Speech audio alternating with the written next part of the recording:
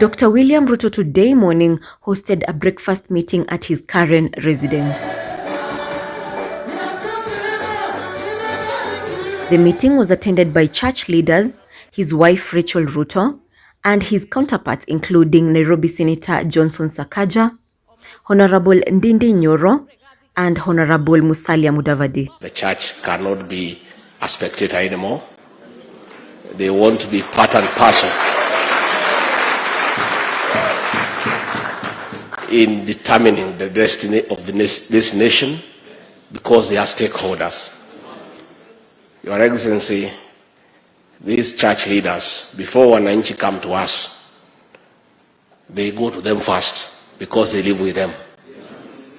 They know the problems of Kenyans more than we do. And therefore, we are in partnership. And many church leaders I meet every day, they tell me that if we sort out this country and make sure that Kenyans have food on the table, they have money in the pocket, we'll have lessened the problems of these men and women. Before people come to us to look for bursary for school fees, they first go to these church leaders. Before people come to look for money from us to pay hospital bills, they first go to their pastors. So, Your Excellency, if God gives you an opportunity to sort out this country and restore the economy of this country, the people you will have helped most are the men and women before you. Oh, I was really thinking, Your Excellency, your journey has been difficult. And I'm reminded of David in the Bible. When David went to meet Goliath, aliwekewa armor, akapatiwa sword, akapatiwa silaha, lakini akasema hizi pigana na hizo.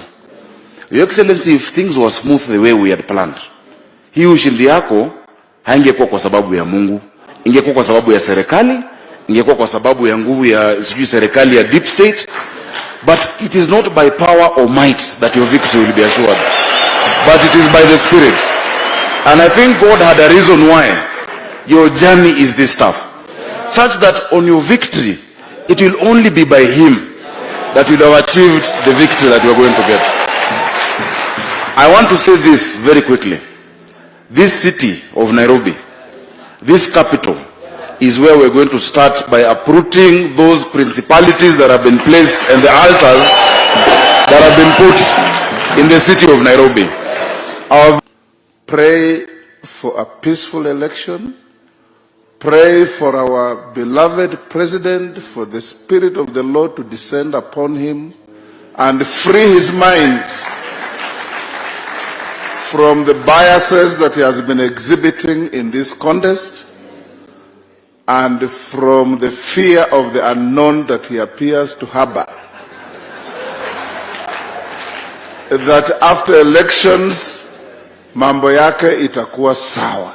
Thank you so much, Mheshimiwa Rigathi. We can be... In her preaching, Rachel Ruto mentioned a miracle that happened in one of her private residences. When we drilled this borehole in 2003, when the water was taken, to be checked by the labs, they told us that we could not drink that water as it was until it was purified.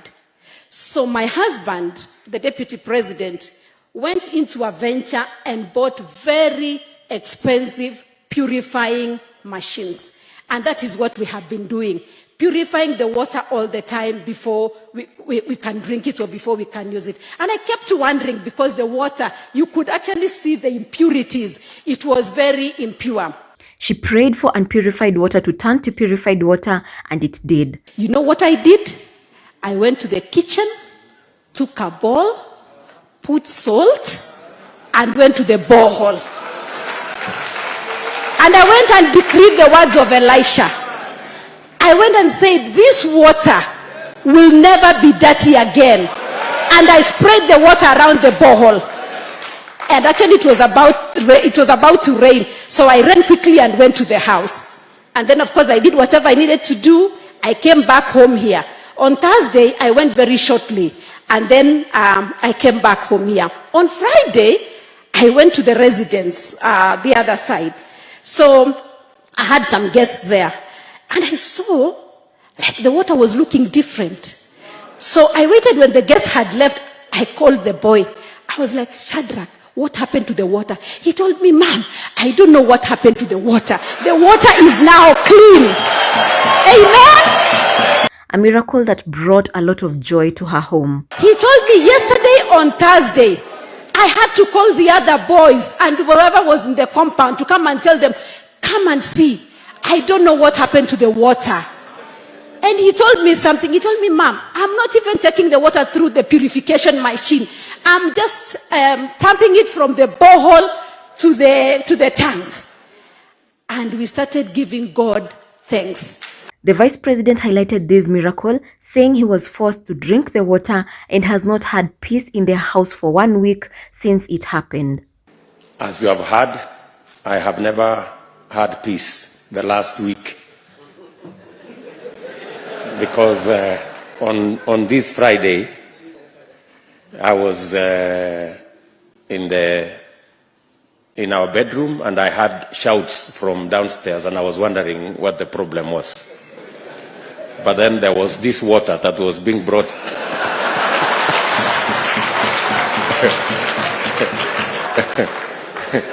And I was being forced to drink this water. And I was wondering what was the problem.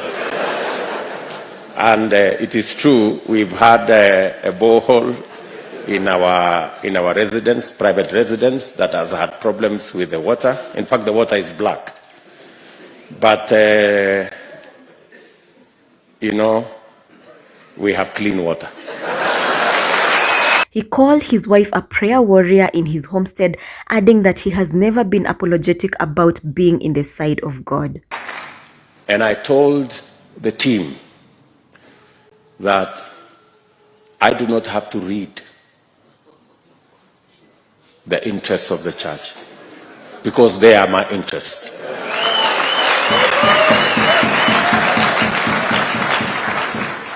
The first day they came here, I was ready to sign. They are the ones who delayed me. They said, wait a minute. Because the interests of our faith have not been on the table of the Republic of Kenya. Dr. Ruto encouraged his supporters not to fear the quote-unquote deep state, saying that God is on their side and has given them a manifestation, giving a testimony of Kiambaa where their candidate surprised them with a win. Nyoro is here. So we had a conversation. We said, surely, are we going to go to this election so that we are humiliated by the so-called system and deep state and what have you? But finally, we said, fine. We are going to go into this election. This young man had about 10% of the vote in our opinion polls. But you know what? God used that occasion to answer. God used that by-election to answer the question in your minds about the deep state and the system. God gave us victory.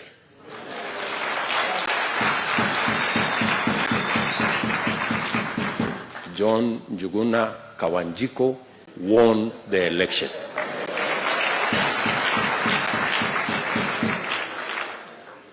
You know, you were there. This good man was there. Yes, he comes from Kiambaa. Yes, that Kawanjiko won the election. So, have no fear. The system and the deep state will not steal our victory. We already have evidence that they don't have the capacity to do it. They would have done it in Kiambaa.